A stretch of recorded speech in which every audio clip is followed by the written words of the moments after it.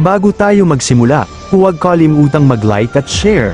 Kung nagustuhan ninyo, mag-comment sa ibaba. Maraming salamat, let's go, ituloy na natin ang kwento.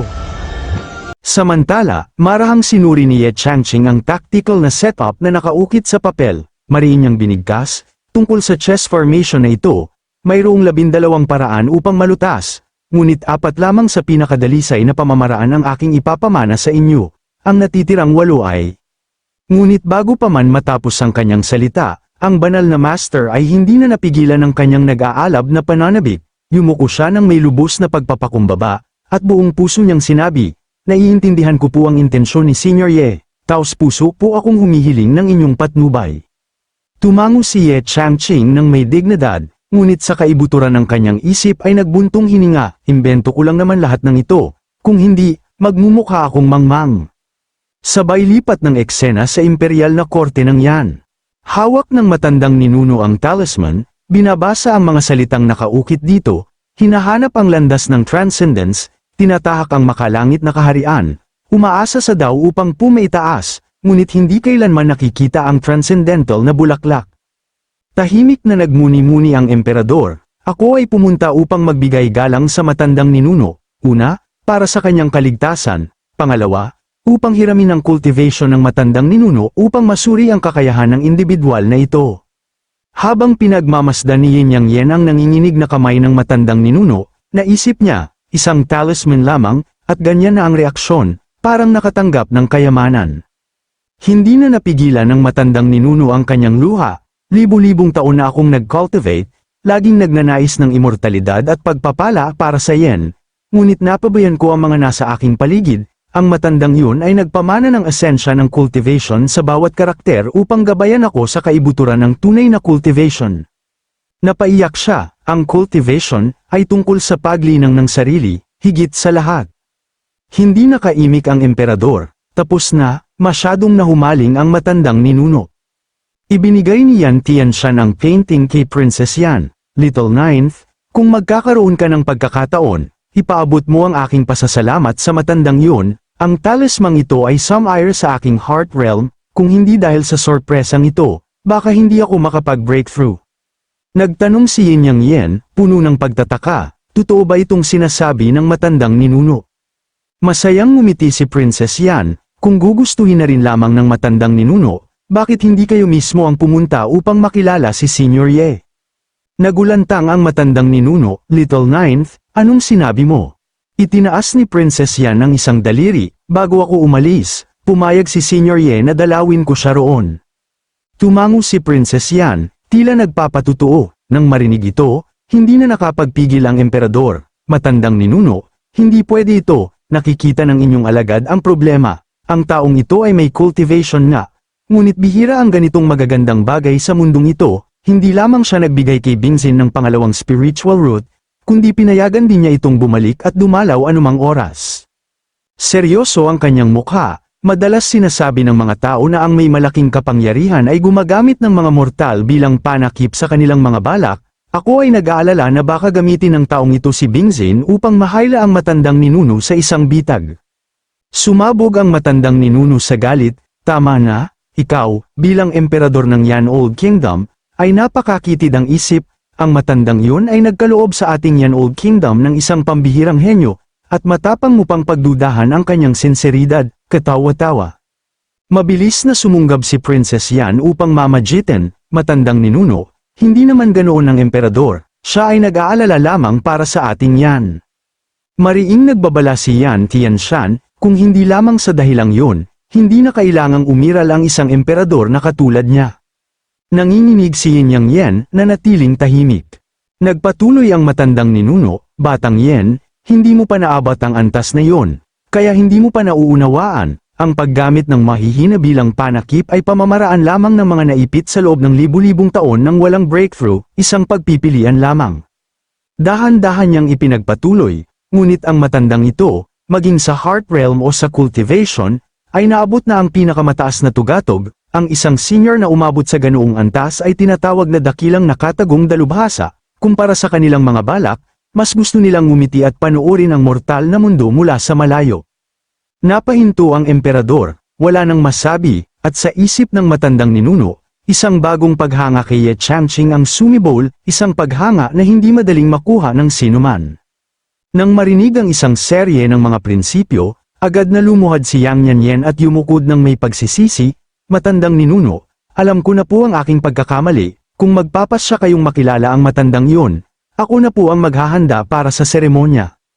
Tumalikod si Yan Tianshan at sumagot, sapat na alam mo ang iyong pagkakamali, ngunit ang isang tulad ng matandang iyon ay malamang wala ng pakialam sa anumang kayamanan, kaya't ipinag-uutos ko na manatili ka sa imperial na kabisera, upang magpatayo ng dambana para kay Senior Ye, magtatag ng gintong katawan, at tumanggap ng pagsamba ng mga tao.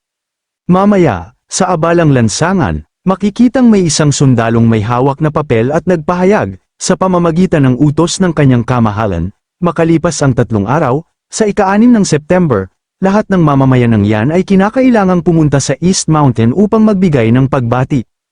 Nang marinig ito, nag-ingay ang mga tao, anong araw ba ang ika-6 ng September? Ang East Mountain ay ang sagradong Royal Funeral Site, sino ba ang ating binabati? Balita ko, ang buong lungsod ay nagtatayo ng templo sa loob ng 3 araw, tinatawag daw itong Changqing Temple. Isang madilim na figura na nakababad sa likod ng pader ay narinig ang lahat at naisip, kakaiba ito, dapat ko itong iulat sa kanyang kamahalan. Lumipat ang eksena sa napakaganda at malawak na city ng dakilang Xia Kingdom. Nakaupo ang emperador sa kanyang gintong trono, pinagmamasdan ang mga inihahandog, at nagsalita, balita ko ang bansa ng Yan ay nagtayo ng Changqing Temple, alam ba ninyo kung ano ang ibig sabihin ng Changqing? Ang matataas na opisyal sa ibaba ay nagpalitan ng ilang salita. Ang Changqing ay nangangahulugang pag-asa sa kaunlaran at mahabang buhay ng bansa, hindi ba? Ano na namang pakana ito ni Yang Yanyan? 8 bahagi nito ay malamang na plano ng matandang Yan Tianshan. Si Yang Yanyan ay sadyang naglalabas ng usok upang linlangin tayo, ani isang matataas na opisyal. Kamahalan, iminumungkahi ko na magpadala ng isang tao sa Yan upang mag-imbestiga ng lubusan. Sabay-sabay, sa Jin Kingdom, sinuntok ng matandang emperador ang kanyang kamao sa lamesa nang may galit, sanhi ng pagkapunit nito. Sumigaw siya, ano bang ginagawa ng mga especially iyan na yan, hindi man lang naimbestigahan ng maayos ang balita, ano pang silbi ng pag-iingat sa kanila. Nagsalita ang isang matataas na opisyal, pakiusap, huminahon kayo, kamahalan, kahit hindi natin alam ang pagkakakilanlan ni Senior Ye, ang pagtatayo ng templo, paggawa ng gintong katawan, at pagtanggap ng pagsamba ng mga tao, hindi ito mga bagay na kayang gawin ng ordinaryong cultivator, maaaring ito ay isang umakyat na sa itaas na mundo, o isang kataas-taasang nilalang, iminumungkahi ko na magpadala ng isang grupo ng mahuhusay na especially iya upang imbestigahan ang bagay na ito ng lubusan. Ang oras ay lumipad na parang asong tumatakbo sa sa isang kisap mata, lumipas ang 3 araw. Personal na dumating si Yang Yanyan sa tarangkahan ng palasyo, yumukod ng malalim ng may paggalang, ang pagtatayo ng templo para kay Senior Ye ay natapos na, inaanyayahan ko ang matandang ninuno na siyasatin. Pagkatapos ay humakbang ang isang utusang babae at nagpahayag, iniulat sa kamahalan, ang matandang ninuno ay malapit ng mag-breakthrough, iniutos niya na kayo ay maging maingat at huwag pabaya. Maikling sagot ni Yang Yanyan, nauunawaan ang inyong alagad. Samantala, maraming especially iyan na nakababad sa bubong ay masigasig na nakikinig sa balita. Isang especially iya ang lumingon upang magsalita, mga kapatid, narinig niyo ba? Malapit nang mag-breakthrough si Yan Tianshan, tama nga ang hula ng kanyang kamahalan. Sa sandaling yun, may isa pang especially iya ang nagtama sa pahayag, hindi ba ang pinaghihinalaan ng kanyang kamahalan ay ang balak ni Yang Yanyan? Naguluhan ang katabi niya, ano bang sinasabi mo? Saang sekta ka ba galing? Hindi itinago ng especially iya ang kanyang pagkakakilanlan, ako ay sugo ni Yan Khan mula sa Xiachawa Kingdom.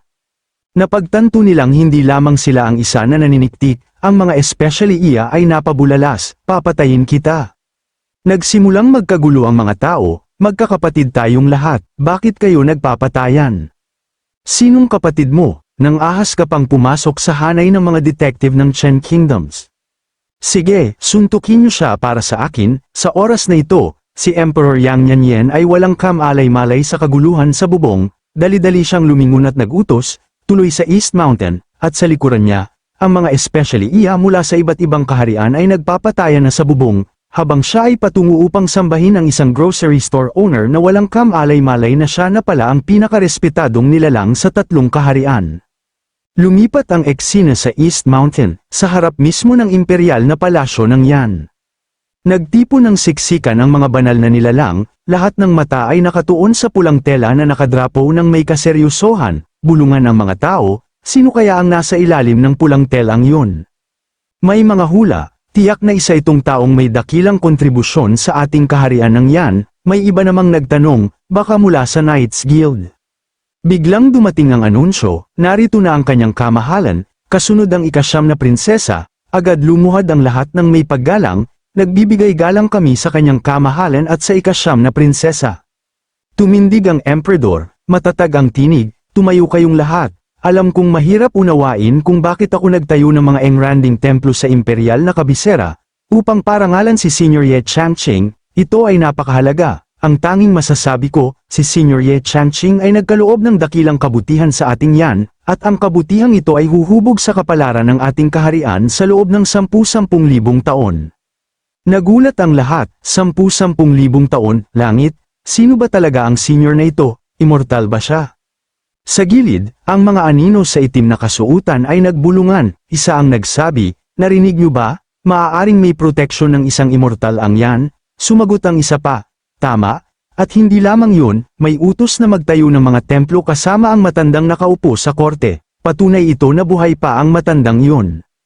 Isa pang figure ang nagmadali, kailangan nating ibalita ito agad sa ating Panginoon at ikalat sa korte. Ang emperador ay lumapit sa kanyang tagapayo, Huang, simulan mo ang iyong paglalakbay. Agad kumilos si Huang, hawak ang isang scroll at binasa ng malakas, sa ika-6 ng September, tanghali, lahat ay magaganap ng maayos, walang masamang palatandaan, walang pagbabawal sa pagpapahayag ng damdamin. At buong tinig niyang ipinahayag, ngayon ay ang pagtatayo ng Changqing Temple sa loob ng imperial na palasyo. Ang emperador ng Yan ay personal na nagtanggal ng pulang tela na nakabalot sa estatwa. Lumitaw ang gintong estatwa ni Ye Changqing, masining na inukit, kumikislap sa liwanag, nakaposisyon ito ng mapanghamon, bawat muscle ay nakabukol, at mula sa kanyang kilikili ay sumirit ang ilaw. Nagulat ang lahat, ano ito, anong nangyayari, bilis, protektahan ang emperador. Ang agos ng enerhiya ay gumala sa karamihan, at bawat isa ay nakaramdam na parabang nakalutang sa ulap. Napasigaw si Yin Yang Yen, ito ang Taoismo, kahit ang mga bantog na estatwa ng nakaraan ay hindi nakaranas ng ganito, maaaring kahit bato lamang si Senior Ye, siya ay kumakatawan sa tugatog ng immortalidad. Ang gintong aura ay bumalat sa langit ng imperial na palasyo ng Yan, nagliliwanag ng matindi, kumalat ang mahiwagang enerhiya, iniwan ang lahat sa matinding paghanga, ang estatwa ni Senior Ye ay nagdadala ng kasaganaan sa atin. Ngunit biglang nagdilim ang kalangitan, isang kidlat ang bumagsak, nagdulot ng kaguluhan, kanina normal lang, bakit biglang may kidlat, masamang palatandaan ito. Nagsalita si Yen Bingxin, Ama, hindi pa naririnig ang ganitong kakaibang pangyayari, tatawagin ba natin si Master Lu? Sumagot ang emperador, huwag muna, obserbahan natin, at sa sandaling yun, naglaho ang madidilim na ulap, sumilay ang liwanag, nagpakita ang bahaghari at makukulay na ulap, lumilikha ng nakabibighaning tanawin na nagpatigil sa lahat, nakatingala, namamangha, walang imik. Kasabay ng makukulay na ulap, biglang lumitaw ang mga makalangit na nilalang sa itaas, tumutugtog ng musikang nakaaakit at tila bumabalot sa buong paligid, namangha si Yang Yanyen, maaari kayang ang mahiwagang ito ay dahil sa templo at gintong katawan ni Senior Ye. Isang gwardya ang nagmamadaling tumakbo upang magulat, kamahalan, kahit sa pinakaloob na bahagi ng imperial na palasyo, may mga palatandaan ng kakaibang pangyayari, ang malawak na aura ng Dao ay nagugulo, kung hindi nagkakamali, ang matandang ninuno ay malapit ng mag-breakthrough. Labis na nagalak ang emperador, ang matandang ninuno ay nag-breakthrough, nangangahulugan ba ito na mas malapit na tayo sa ascension? Ang emperador at si Princess Yan ay sabay na yumuko ng may pasasalamat, salamat po, Senior Ye, sa inyong patnubay, kung balang araw ay mapoprotektahan ni Senior ang ating imperial na ninuno habang sila ay humahakbang patungo sa itaas na mundo. Ang ating Yan ay makakaranas ng walang hanggang kapayapaan. Ilang araw ang lumipas sa Jin Kingdom, ang isa pang emperador ay nagngit-ngit, talagang buhay pa ang matandang yun, may iba pa bang balita? Masiglang ikinwento ng mga nakaitim, ang iba pang mga bagay ay pawang maliliit na bagay, halimbawa, ang yan ay may pambihirang dakilang kapangyarihan na sumusuporta sa kanila. Nang itayo ang templo at gintong katawan para sa taong ito, may mga kakaibang pangyayari rin, sinasabing maging ang matandang ninuno ng yan ay nakatanggap ng patnubay mula sa taong ito. Tumango siya, kung ganoon, ngunit agad siyang napailing, at bawat isa sa mga nakaitim ay nakatanggap ng mabibigat na suntok mula sa kanya. Galit niyang sigaw, anong maliliit na bagay ang mga ito? Lumayas kayong lahat, umalis kayo ngayon din. Sa imperial na palasyo ng Xiachaoa Kingdom, tahimik na nagkukwenta ang emperador, tila si Yang Yanyan ay nakatagpo ng hindi kapani-pani walang swerte. Komento ng mga opisyal ng korte, kamahalan, tiyak na lalakas ang yan, kung ang matandang ninuno sa imperial na palasyo ng yan ay magtagumpay sa kanyang breakthrough, ang ating tatlong bansa ay kailangang yumukod sa kanila. Ang apurahang bagay ngayon ay upang malaman kung aling Diyos kabilang si Senior Ye, pagtatalo ng dalawang Grand Ministers. Ang apurahang bagay ngayon ay magpasya kung kanino makikipag-alyansa, syempre sa Jin Kingdom. Ang kaaway ng ating kaaway ay ating kaibigan, iginiit ng isa. Ang matandang yun ay tila may mahinang paghuhusga, mabilis na magpakita ng kabutihan sa yan, udyok ng isa. Paano naman ang may sino man bang makapagtatag ng ugnayan, kung manginig ang Shen Hao, baka maulit muli ang kasaysayan. Sa pagkakarinig nito, namutla ang emperador, naalala niya mula sa mga talaang pangkasaysayan, 10,000 taon na ang nakararaan, ang malawak na lupain ng Shen Hao ay nahati sa 7 kaharian, at mga bayani ang bumangon, yumanig sa lupain sa loob ng 100 taon. Sa panahong yon, isang pambihirang figura ang lumitaw, matapang na humakbang upang pag-isahin ang mundo, na nagbigay daan sa 4 na dakilang lumang kaharian. Ang mga ninuno ng 4 na dakilang lumang kaharian ay nagnais na magtayo ng mga templo, magtayo ng gintong katawan para sa pambihirang figurang ito, at parangalan siya ng 1,000 taon ng insenso. Ngunit sa ilang kadahilanan, hindi ito natupad, at ang bayani ay bigla na lamang naglaho. Sa sandaling ito, biglang nagising si Ye Changqing, namumutla, at napabulalas, "Hoy, tigil." Hinihingal siya, sinubukang kumalma, ang pangarap na iyon ay masyadong maganda. Nanaginip ako na may nagtatayo ng templo at nagsusunog ng insenso para sa akin, pinupuri ako bilang isang pambihirang figura.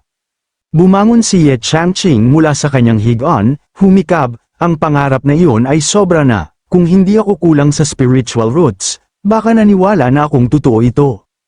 Itinulak niya ang pinto, at dahil paulit-ulit ang ganitong panaginip, tila bumuti ng husto ang kalidad ng kanyang pagtulog. Lumabas siya, pinagmamasdan ng simpleng tanawin sa bakuran, nagmuni-muni, 1 buwan na mula nang umalis ang matandang si Hakin Ren, hindi ko alam kung naintindihan na niya ang konsepto ng 4 na dragon na nagdidilig ng tubig. Naupo si Ye Changqing sa isang upuan sa bakuran, nagbilang sa kanyang mga daliri, itinuro ko na sa kanya ang lahat ng 4 na paraan ng paglutas, huminga siya ng malalim, minamasahe ang kanyang noo, hay. Kumuha siya ng isang bato at isang kahoy na plaka mula sa lamesa. Nagtataka, anong antas ng cultivation meron ang matandang nagpapakilalang nagtitimpla ng tsaa na ito upang mabigyan ako ng mga redyalong ito. Pinaglaruan ni Ye Changqing ang 2 bagay sa kanyang mga kamay, hindi ba delikado ang gumamit ng bato at kahoy na plaka? Naalala niya kung gaano katiyak niyang itinuro ang matanda noon, gagawin mo munang ganito, pagkatapos ay ganito, at sa wakas ay ganito, naiintindihan mo ba? Napangiti siya sa alaalang yun. Ngunit kahit ang pag-unawa sa simpleng halimbawa tulad ng pagsali sa isang sekta sa Go ay nangangailangan ng pagsisikap. Huminga siya ng mahina, nababagot, ang mga matatandang ito mula sa Holy Land Tai ay tunay na malas. Ngunit si Ye Changqing ay nanatiling labis na kumpiyansa, kung mayroon akong spiritual roots, kasama ang aking talino at pananaw, tiyak na ako ay naging isang pambihirang henyo sa loob ng walang oras, at yayanigin nito ang buong cultivation world.